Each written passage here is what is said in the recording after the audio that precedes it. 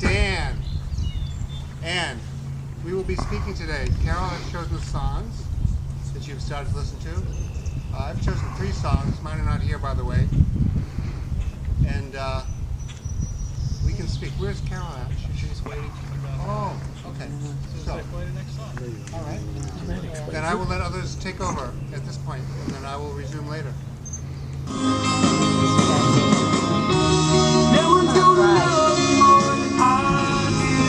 Very emotional. Anything to make you smile.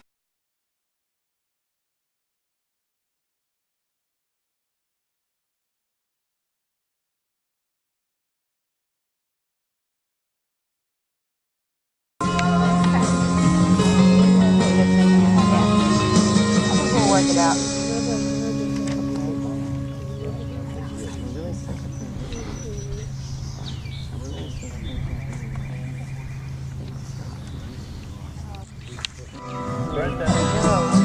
I'm an engine driver on a long run. Would I work beside on a county line? On a high line, on a high line. So will be my grandson.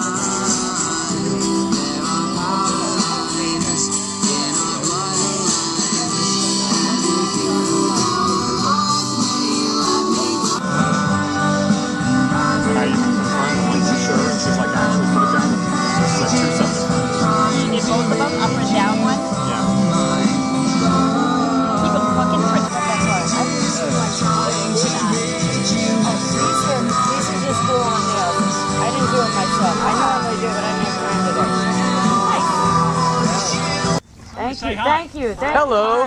This is a day that God has made. We're going to rejoice and be glad in it. And we're going to celebrate together in God's presence and bear witness and affirm the relationship between Bruce and Dharma. We're going to affirm their love for each other. Their vows were first taken in this spot on May 20th in 1989. Woo. It's a lovely location. Bruce was telling me the bushes weren't high. You could see the road back then. But Bruce, Edward Kjellander, and Carole Jean Schiffman, they said to each other, I will.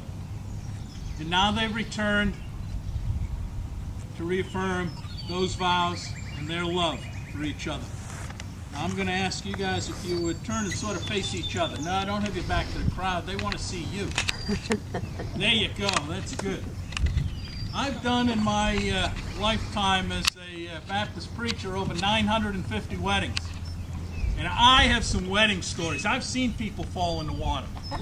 But my favorite one is one time when I was teaching a little Sunday school class. They were 3rd grade boys. And I asked them, I said, what does the New Testament, what Jesus say about weddings? And they all looked at me dumbfounded.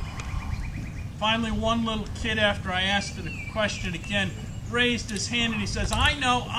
And I said, well, what was it? His name was Bruce, by the way.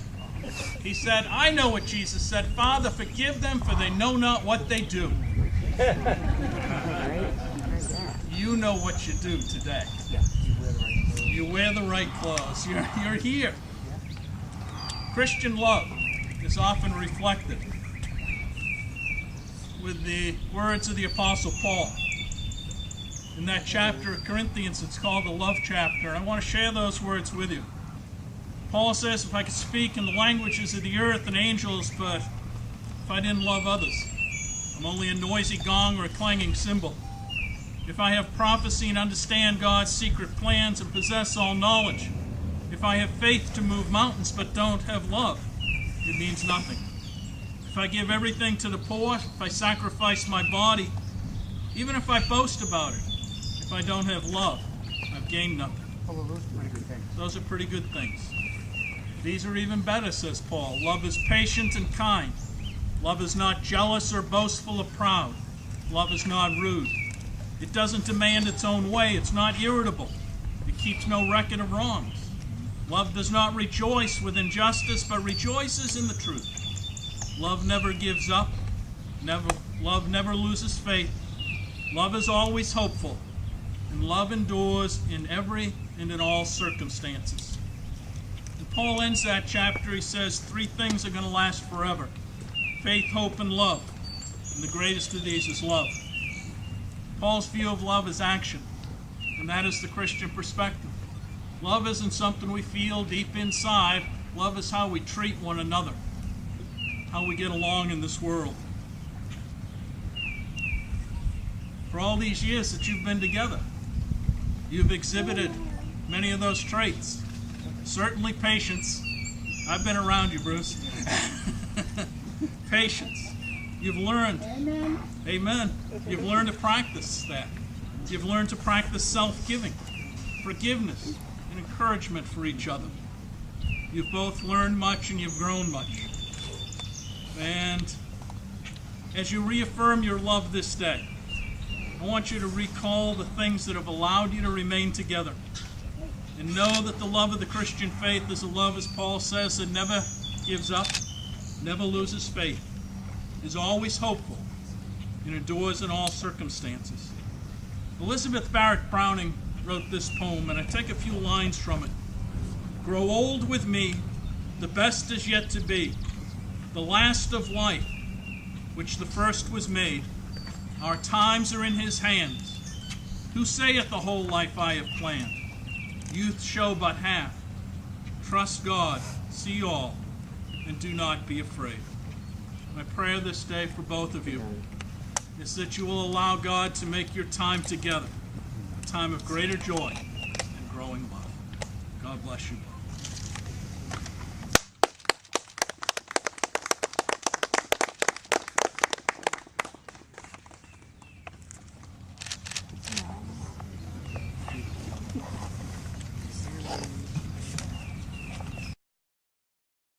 And how we developed a long-term relationship. We met in Germany back in the spring of '83, just before I got out of the Army from a 4-year hitch. And I had just been transferred from another unit a few months before because I had completely screwed up and I lost my security clearance. So if I hadn't screwed up royally, I never would have met Bruce. And Sven never would have been born. Where are you, Sven? Oh. So, good thing I did, eh? Before I met Bruce, we used to pass in the hallway. He was a librarian part-time. And I was very freaked out by Bruce. I felt like he had otherworldly powers that I didn't really understand. He does. I felt so vulnerable. I felt like he could destroy my world, and he did.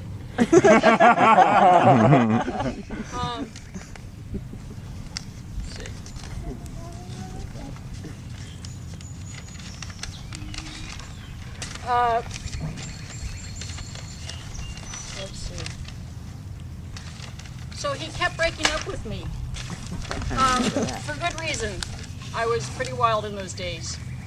I kept trying to persuade Bruce to take me back. And I kept chasing him over 2 continents and a bunch of states, persuading him to marry me because I knew that he was the one. Stalker. He would not marry me until he felt I was ready, so I had to grow up. When I first met him, we had a mutual friend, Bob Crane, whom we still have, our oldest friend, and he told Bruce that he had been interested in going out with me. And Bruce said to him, "Don't do it, she's trouble." And then he went out with me, and I was trouble. I was experiencing a delayed adolescence because I had been so good for most of my life. And at that time, I was dealing with the fact that my parents had divorced. And I thought that was a very hurtful thing for all of us. And I was not trusting that relationships could last. So I was in a big funk about that. When I came to meet Bruce for the first time, I had just come back from a fabulous trip to Greece in which I had felt completely at home. And I went around, I was keen to go out dancing on the German economy, so I asked a bunch of people if I could go out with them that night, and everybody turned me down. And then I talked to Bob, and he said, "Well, why don't you ask Bruce?" So I did, so we went out. And we went out like the next night too. And we ended up spending the whole evening of the second evening just talking and drinking beers. And I told him my life story. And I think he told me his life story, or the beginning of it. Over time, I became the foremost bruceologist. Anyway, I was so impressed with his listening skills that I proposed to him on our second date. In all earnestness, I proposed to him and I said, we should get married. Carole, that was the first date. No, it was the second date. I believe it was the first date. He thought I was crazy, and I was. But I think that I'm an intuitive person and that I sensed there was something between us that could really develop. After that, I had the opportunity to watch Bruce talking to a really distressed person on the phone, because he was a counselor in the Army. And he spent a good hour plus talking to someone he didn't know. And he did a fantastic job helping them. And that really inspired me. So at that time, I had dropped out of art school and didn't know what the heck to do. I had joined the Army on a whim because I'm from a military family and that seemed like the thing to do. And I was not fit for the service. I was too creative. And I couldn't follow rules, and I still can't. How about for you? So at a certain point, with the influence of Bruce and other friends, I said to myself, I think I'll become a psychologist. And I did, but it took a long time, and he was with me, helping me become a psychologist over many years. I think I'm going to have to skip this part. He was a fabulous lover. That says it all. Too much information. Right? Thanks for He sharing. was an incredible gift giver. I liked a painting, he bought it, he wrote me poems, he wrote me letters, we got on a roll writing back and forth. And one of his key early poems was called Les Artistes, and he said to me basically, be yourself. I'm not going to change you, we should accept each other as we are, even though we're different. And if I hadn't shredded a lot of the letters and poems, I would have them today to read to you, but I was mad at him a few times, so, you know. Red. When we met, I was actually married to someone else, and I had been engaged to another person before that, and I had many marriage proposals during my time in the Army and afterwards, and I turned them all down because I felt like they were not true love.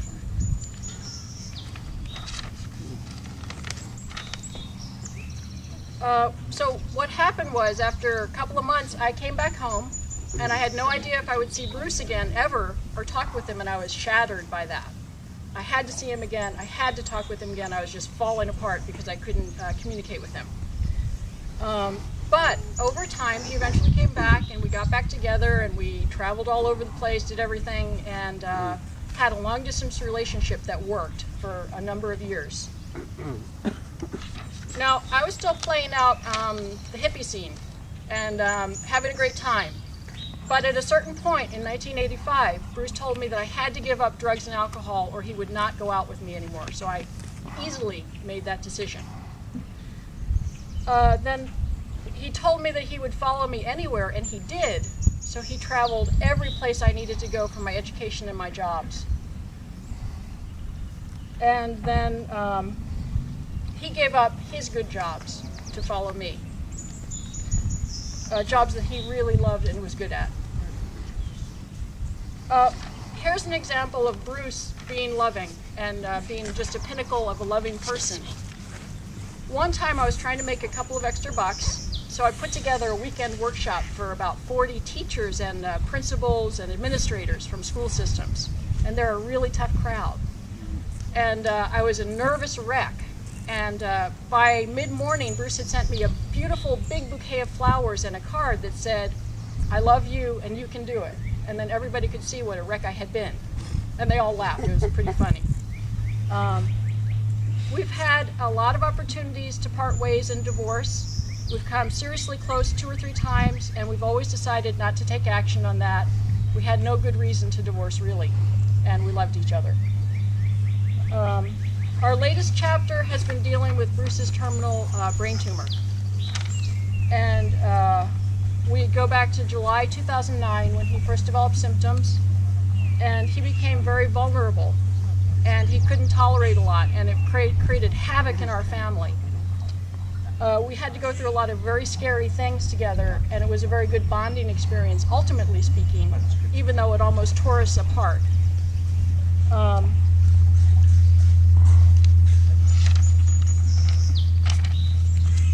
I've learned and grown through Bruce's illness because I've had to be a tough taskmaster to everybody. I've had to confront people. I've had to refuse to pay bills that weren't mine. I've had to press for care. I've had to do everything, and it's made me even better than I was before. So I am, for the rest of the world, I am Bruce's pit bull. During a certain point, Bruce was taking a medication that made him crazy. He was taking a steroid for his brain to keep it from swelling, and he became manic for a number of months, and I had to get him help.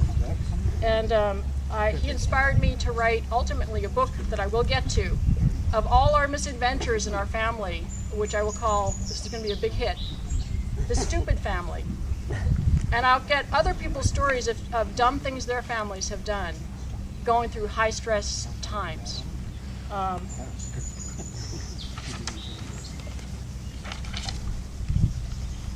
I'd say our best time together has been in raising Sven. And Bruce has been a completely awesome dad, completely involved. And he has fostered creativity and humor with Sven that's really precious. That, you know, even from the beginning, changing diapers, he would be joking around with Sven, you know. So,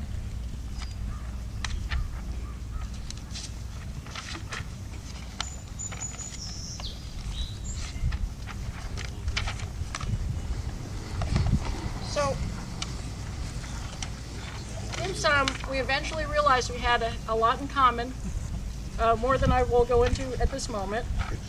But this is to you, Bruce. Okay. Thanks for being there for me again and again. I know other times you put up with my BS, nobody else would have. I'm a pressuring person, and you dealt with that. Good.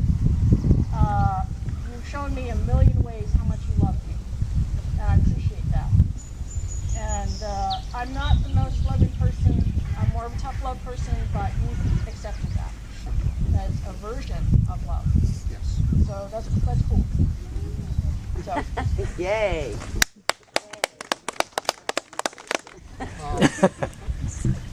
Dharma is my wife. Now, she thinks I love her and all that, which is true, but the fact is, by the time I met Carole, I'd been through a number of relationships. And in each relationship, I had broken up with the young woman involved. And my family might remember some of the wonderful people who came around to visit me. I would always break up with them because I was sure they would break up with me anyway. So I might as well break up with them and shorten the relationships. Now, when I met Carole, I had worked through all that. I said, look, I said to myself, look, if you keep breaking up, you're always going to be alone, always be looking for the next girlfriend. You've got to stay in a relationship. And don't leave, you know, unless she divorces me. Well, she never divorced me. It's like this last job. I was supposed to be there 5 years. I said, I'll stay until they fire me. They never fired me. So Carole and I have been together a long time. We've had our troubles, as she alluded to, and I've decided to stop asking people for advice who've been married a shorter time than we have. So how long have we been married? Married 22, together 28. So married 22 years. So if you haven't been married 22 years, I probably won't be asking you for advice of how to make it through the next 22. But my parents are a very good role model. They're around here somewhere. Your mom's right there. Yeah, because they got married and they kind of stayed married. Yeah. But I'm not saying you're not a good role model if you're not married. But hey, you gotta set limits somewhere. But I do love Carole, and I wanted to say that in Ashland, Wisconsin, some of you made us out there to visit us. We had very good friends named Patty and John. Patty and John had a little house. They had a wonderful garden in their backyard, and I thought I should remarry Carole in this garden, you know. But they eventually sold the house and moved somewhere else, and they had to cut down their garden because of the town. Then I got this death sentence that I have a brain tumor. It's inoperable. So I thought I'd be dead if I don't remarry her while I'm alive. So I begged her to remarry me. And this has been about, maybe a year and a half in the planning between the two of us. But before that, I had been planning it for many, many years. And finally, I bought the rings, and Carole agreed to remarry me. So, that's all I want to say. Except that we love all of you the same way we love each other. All of you. And thank you for coming. We love you. We love you. Thank you. Love you. And thank you for coming if you've been here before to see us married the first time. That's really cool too. Shall we go back?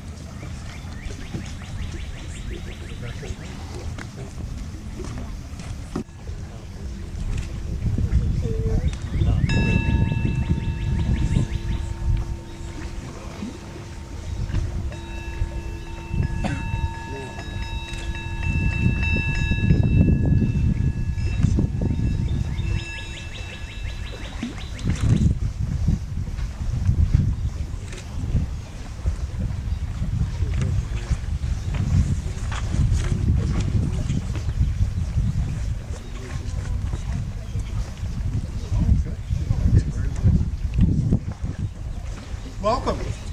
I'm going to begin in a traditional Buddhist fashion, which is putting my hands together and bowing to all of you. What this means essentially is that I bow to the love of everyone in the universe. It also means something else. It means you take one part and another part and bring them together. That's a marriage. That's love. So when you see someone doing this, it is saying, I see love in you. I hope you see love in me. Both of us together can make love even stronger. Now, I've only known Dharma and Bruce since November. I've only been in this town since July, and my Buddhist name is Sangaku Dan Josra. Sangaku means three teachings. And what that means is that if I'm really, really good, all of you can teach me. So I look forward to the teachings from the universe and from people like Bruce and Dharma. Both have been attending our Sangha, which is our congregation, since November. Some of you will not be surprised to know that Carole has asked me 7,684 questions, and Bruce has asked me 5. Of the 7,684 questions that Carole asked, Bruce has responded to 6,119. And she has disagreed with him on each of those responses. It is through disagreement, I think, that you can build a good relationship, because you continue to do that. In Buddhism, we have 3 basic teachings. Teaching number 1, nothing lasts forever in this temporal world. Because nothing lasts forever, we should take each moment and live it to the fullest. As a matter of fact, what you are doing here today is the ultimate that you can do. The only thing that you can give is your time. By your being here in this moment, you've given part of your life, which you can never recover, to these 2 people. That is the essence of love.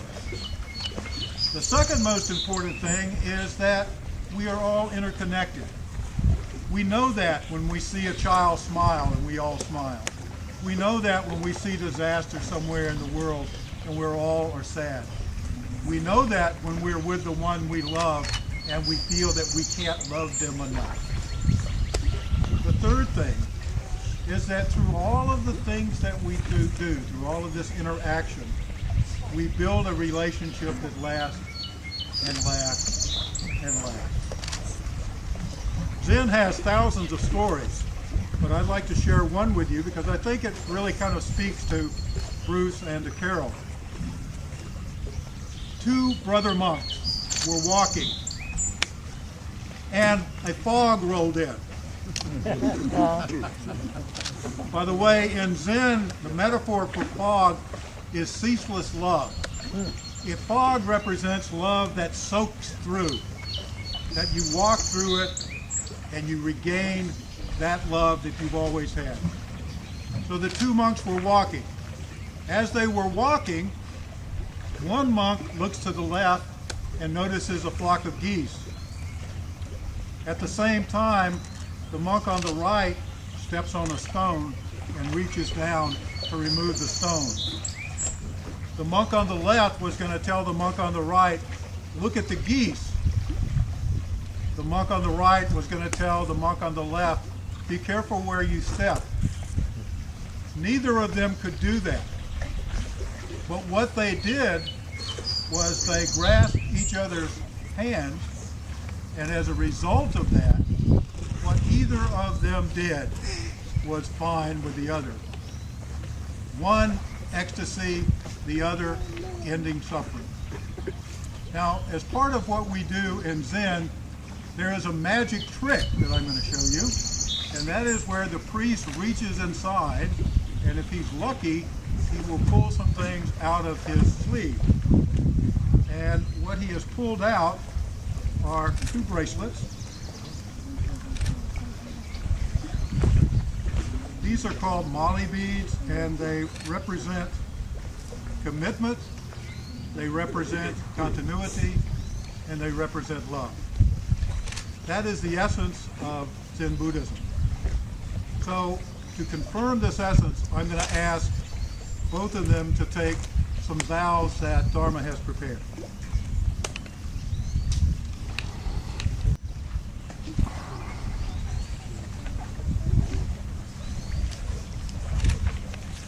Dharma and Bruce, do you believe that love is wishing others happiness and well-being? Yes. That marriage is not just about happy time, but also the sweet glow of success, and also growing through pain and suffering. Do you believe that the level of suffering is decreased in life when you let go rather than holding on tightly? Can you hold on tightly in this relationship? Do you pledge to develop a patience toward each other? Do you pledge to develop a patience toward others? And do you pledge to develop a patience toward sin? Your son. Sin. Sorry. Sin and Zen. Sin. Will you strive to remember your own Buddha nature? Will you strive to remember the Buddha nature of others? You pledge to remain open and flexible. When it comes time to part, you vow to look back on your time with joy for the time you had together and acceptance that nothing lasts forever.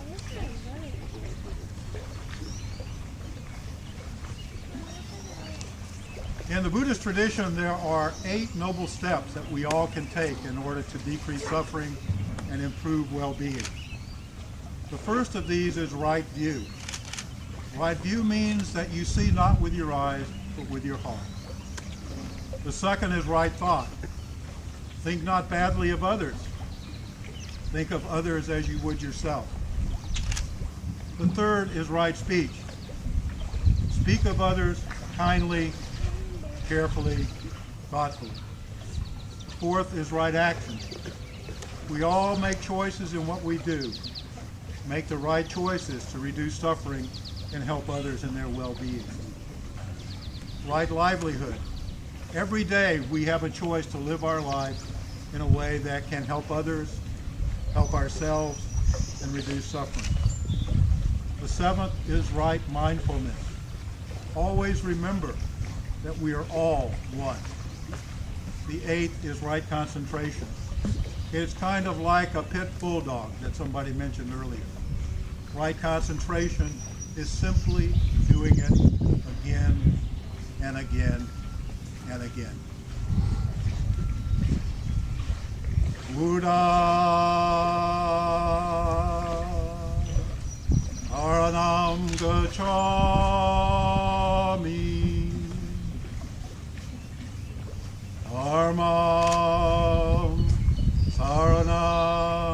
Uchami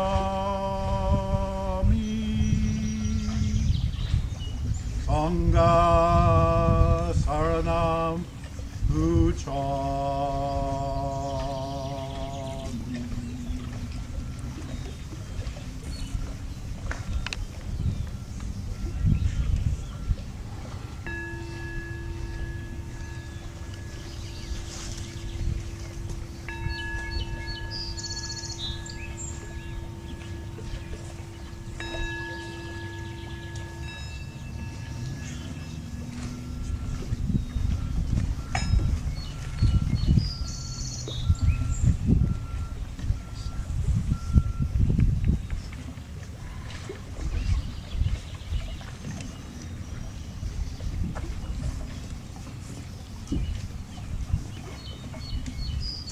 This day, Bruce and Dharma, is a day of celebration. And in celebration of the vows that they have exchanged, they will now exchange rings. Their circle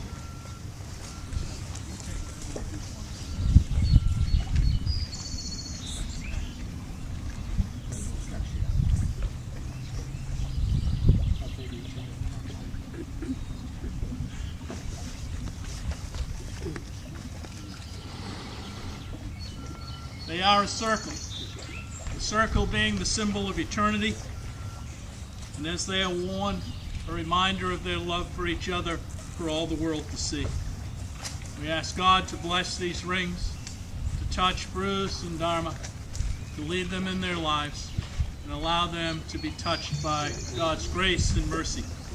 So Bruce, I'm going to ask you first if you would take Dharma's right, left, fourth finger, left hand, right hand, right hand. You're going to repeat after me. I give this ring. I give this ring, My gift to you. my gift to you. Wear it. Wear it. Think of me. Think of me. And know that I love you. Know that I love you. Amen. Amen.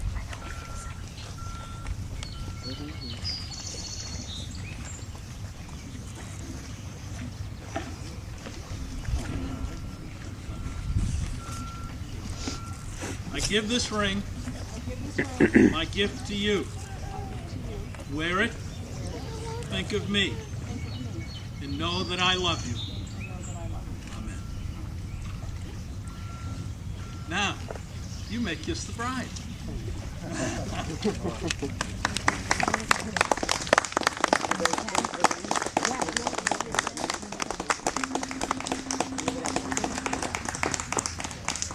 One of the great traditions of the Native American Church, I will leave you with these words.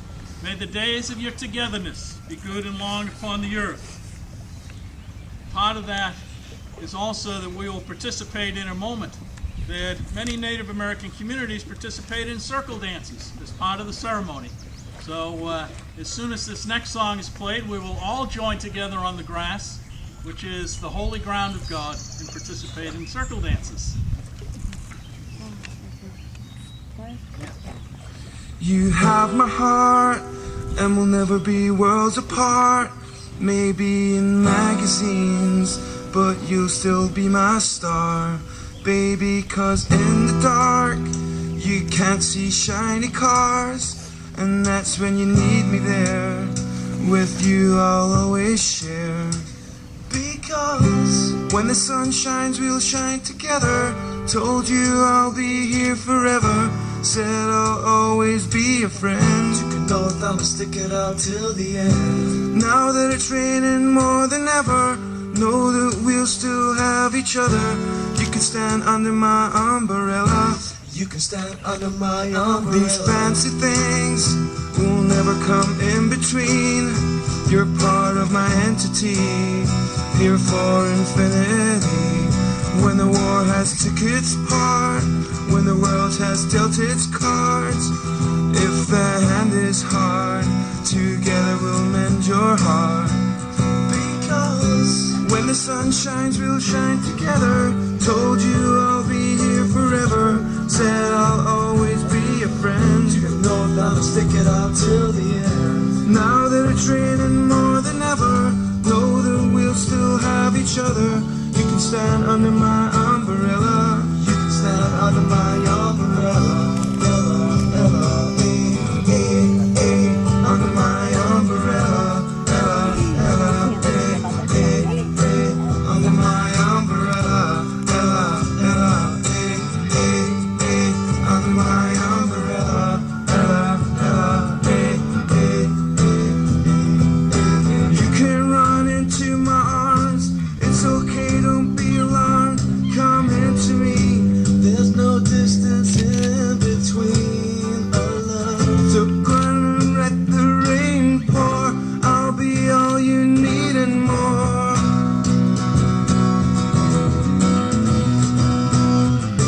When the sun shines, we'll shine together.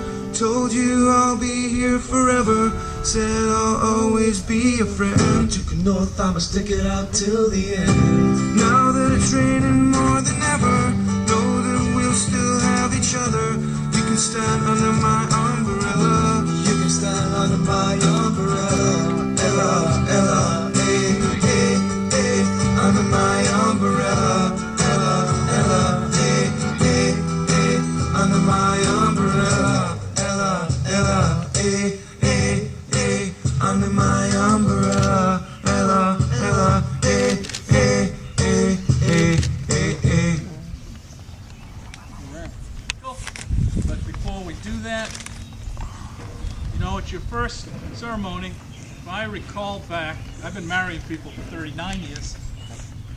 It was $27.50 to get a marriage license in the state of Massachusetts, and you had to sign your life away.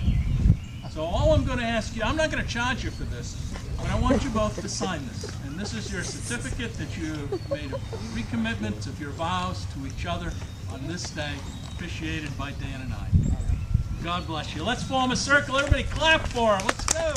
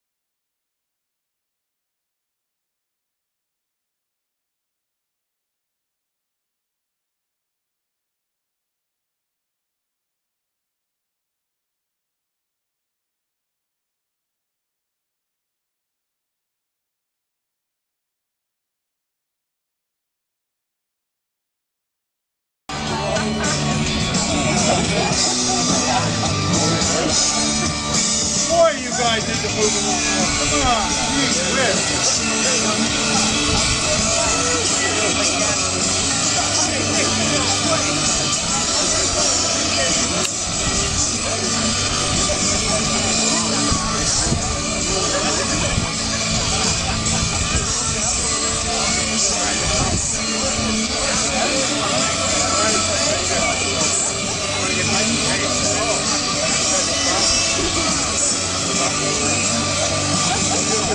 I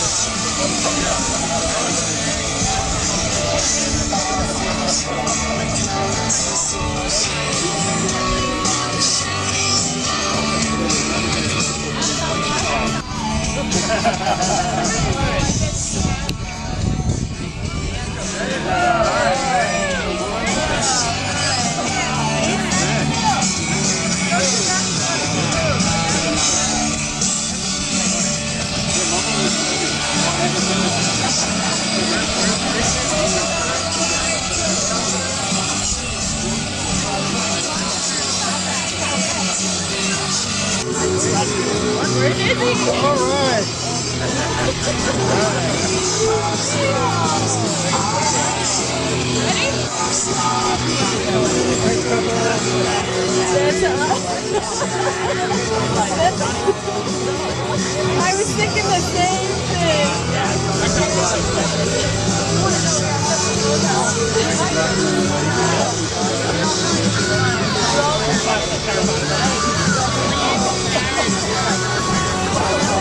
And all the stars that we can see are moving at 1,000,000 miles a day in an outer spiral arm at 40,000 miles an hour of a galaxy we call the Milky Way. Very good. Our galaxy itself contains 100 billion stars. It's 100,000 light years side to side. It bulges in the middle, 16,000 light years thick, but only out by us it's just 3,000 light years wide. With 30,000 light years from galactic central point, we go round and round every 200 million years. And our galaxy itself is only one of millions and billions in this amazing and expanding universe. The universe itself keeps on expanding and expanding in all of the directions it can whiz. Whiz! The speed of light, 12 million miles a minute, and that's the fastest speed to do it. So remember when you're feeling very small and insecure, how amazingly unlikely is your birth. And pray that there's a ton of life somewhere out in space, because it's bugger all down here on Earth. Okay, that was right on. Now, this next song was kind of an anthem for Carole and I. So I'm going to sing it now for the first time. You all can sing it with me, too. Which one? Desperado. Oh, I know. It's on the front. The little one. You ever played it on the piano? Huh. Desperado, why don't you come to your senses? You've been out riding fences for so long now. Oh, you're a hard one. I know that you got your reasons. These things that are pleasing you can hurt you somehow. Cause the queen of diamonds, boy, she'll beat you if she's able. You know the queen of hearts is always your best friend. It seems to me some fine things have been laid upon your table, but you only want the ones that you can't get. Desperado, oh, you ain't getting no younger. Your pain and your hunger, they're driving you home. And freedom, oh freedom, that's just some people talking. Your prison is walking through this world all alone. Don't your feet get cold in the wintertime? The sky won't snow and the sun won't shine. It's hard to tell the nighttime from the day. You're losing all your highs and lows. Ain't it funny how the feeling goes away? Desperado, why don't you come to your senses? Come down from your fences, open the gate. It may be raining, but there's a rainbow above you. You better let somebody love you. You better let somebody love you. You better let somebody love you before it's too late. Hey, all right. Voices. Okay, ladies, grab your men. No, I'm just kidding. Okay, I got one more song to sing. This is a story. This is a story I'm going to sing to you. Okay? You can join me if you want, but you don't have to. Just listen to the story. I met him in the swamp down in Big Oak Bar, where it bubbles all the time like a giant carbonated soda. S-O-D-A, soda. S-O-D-A, soda. I saw a little rug sitting there on a log. I asked him his name, and in a raspy voice he said, Yoda. Y-O-D-A, Yoda. Yoda. Well, I'm not dumb, but I can't understand how he can lift me in the air just by raising his hand. Oh, my Yoda. Yoda. Now the verse that I missed. Well, I've been around, but I ain't ever seen a guy who looks like a Muppet, but he's wrinkled and green. Oh, my Yoda. Yoda. Well, I left home just a week before, and I've never ever seen a Jedi before. But Obi-Wan, who sent me straight, of course, he said, go to Yoda and show you the Force. Well, I'm not that would agree with fans. So it looks like I'm going to start all over again with my Yoda. Yoda.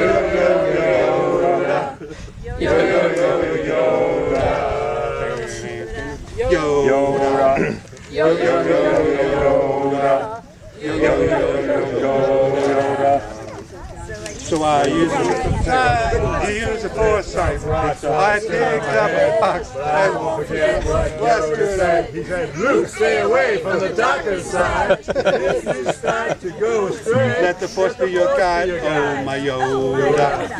Yo. I know Darth Vader's really got you annoyed, but remember, if you kill him, you'll be unemployed. Oh, my Yoda. Yo. Well, I heard my friends really got in a mess, so I guess I'm going to leave. Again, I guess. but I know that I'll be come back someday. I'll be playing this part till I'm old and gray. Long-term contract I had to sign says that I can be making it to the end of time with my yo-yo. Yo-yo.